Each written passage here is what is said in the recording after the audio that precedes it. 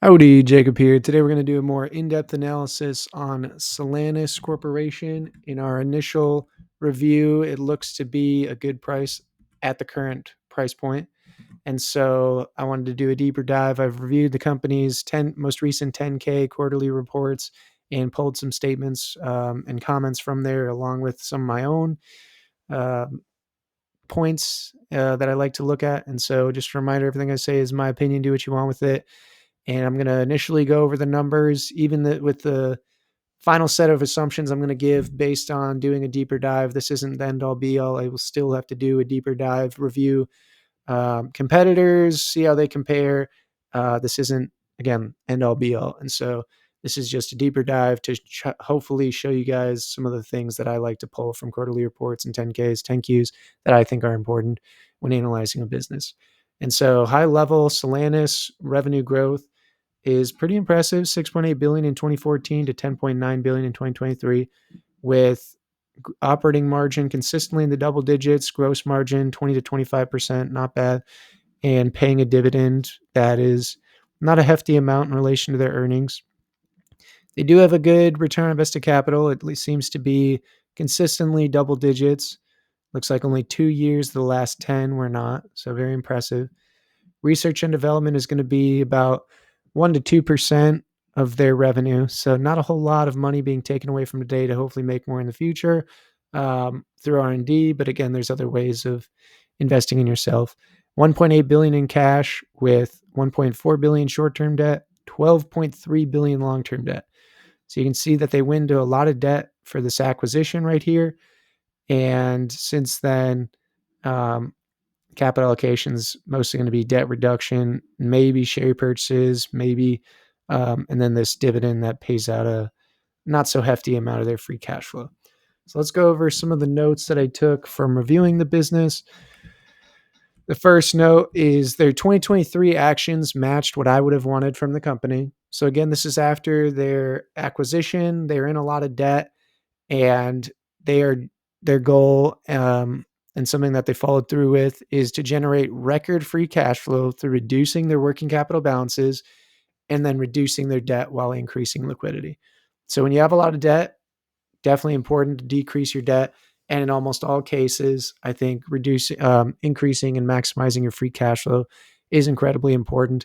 Obviously, you can do that at the expense of taking away from your future self, especially through reducing working capital balances. But again, if you're strategic about it, it can definitely, and most likely is the best form of um, investing in yourself by maximizing your free cash flow. Interesting note that I don't see with almost every company I look at, so I found this very interesting.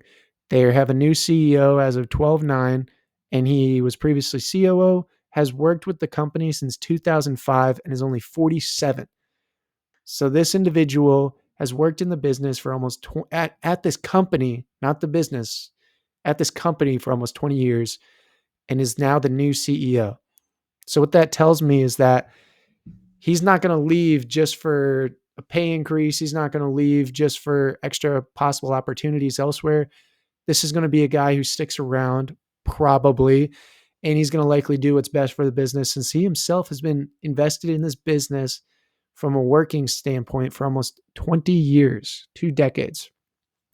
But it's not just him. The CFO is only 52 and has been working at the company since 2006. Their senior VP, engineered materials and acetyls, both rejoined Celanese, and their senior VP of general counsel has worked at Celanese since 2007. So we have a few people who really enjoy working at this company, and they're the higher ups. They're going to be the people who are going to be making the big decisions for this business, for this company. And so it's definitely important that, and something I don't see often, that people are sticking with the company, or they're joining back because they realize, elsewhere did not give them the opportunities that Celanese has. So I thought that was a very interesting point I need to call out. They're a global producer of engineered polymers who serve all types of business. Almost everything you could think of, the products that they create um, can get used almost anywhere, which diversifies your risk, since if it's a consumer driven market, then or if it's a consumer dampened market, people will buy less cars, maybe some other things. So those parts of their business will fall. But then the other parts that are stuff you can't really live without are going to stay consistent. And then when it's the other way, it diversifies your risk, and gives you less volatility in both earnings and revenue, which can be a positive. Engineer materials business has longstanding relationships with customers through multi-year contracts and then annual arrangements with their largest customers. And so this is an incredibly important point because it points out that this company has been around since 1918. And so they've held great relationships with their customers. And to me, this sounds like a Costco relationship. So what I know from Costco is that they keep their customers happy and they keep their employees happy. I believe their current COO at Costco started off as someone who put, toilet paper and food, and he was a stocker. He placed, those items in the place of the store that need to be there. And so this is a similar business, similar company, it sounds like, where the employees are happy, the customers are happy, and that's a very positive sign. Something that you don't really see win-win scenarios very much when you're looking at businesses. You usually see win-loss scenarios where someone has to spend a lot of money to make possibly a lot of money, but it might not work. And here we don't see that. We see customers that are happy, that have long-term relationships, long-term contracts with the company, and then employees who also are sticking around with the company and want to be with it in the long term.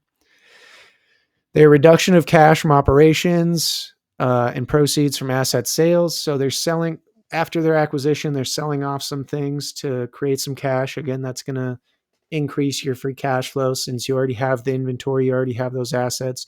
You're just selling them for cash. And so this could possibly take away decreased revenue in the short term, but I think that their management knows what they're doing, and I would trust them to be doing what's best for the business as they've been in this business and this company for quite some time now. They have 0.8 billion in cash equivalents with outstanding debt of 1.6 billion due within a year, 1.4 billion in 2026, 2.5 in 2027, 1.5 in 2028, 1.25 in 2029, and then a billion in 2030, 2032, and 2033. So this acquisition of mobility materials took over $10 billion of debt, to make this acquisition. And just from a quick review of the financials of mobility materials, their first 9 months in 2021 produced net income of 376 million. In the first 9 months of 2022, net income was negative. And their sales for that year for that 9-month period were 2.6 billion.